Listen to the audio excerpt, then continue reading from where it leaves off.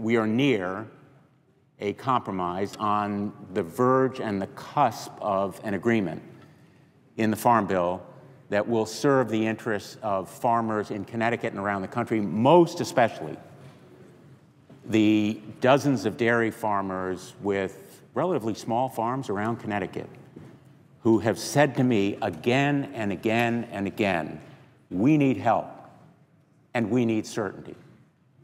That is the message that they've given me as I visited their farms around the state of Connecticut time and again. And now, apparently, help and certainty are on the way because the lives and livelihoods of our farmers are at stake. The open space that may be sacrificed if dairy farms surrender and are forced to abandon this way of life by the increasingly high costs of feed, fuel, labor that are pressing them as they also encounter potential price diminishing and reductions.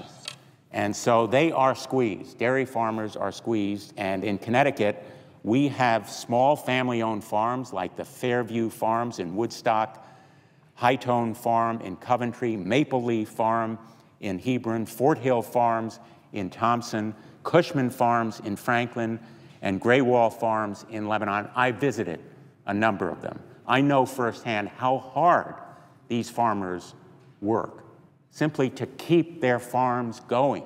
Is that what's in your glass? I'm drinking water. What is on your desk? I have milk, Madam Chairman, and I offered the president, the presiding officer, to share with him, and I will personally, after we are done here, I know that Maine has its share of farmers. He is not allowed under our Senate rules to respond in substance, but I'd be glad to share with you, Madam Chairman. If I say to the gentleman from Connecticut, I've been in the Senate 25 years. I've seen a lot of senators try to put a lot of things in those glasses. I've never seen milk on the Senate floor. Is that a permissible use? I am told, Madam Chairwoman, that it is a permissible beverage on the floor of the Senate. If not, I am sure that I will be subject to appropriate disciplinary action. I think it's wonderful. For all of us who just yearn for a calcium-rich diet to see that. But actually, we salute Connecticut and its strong agricultural presence.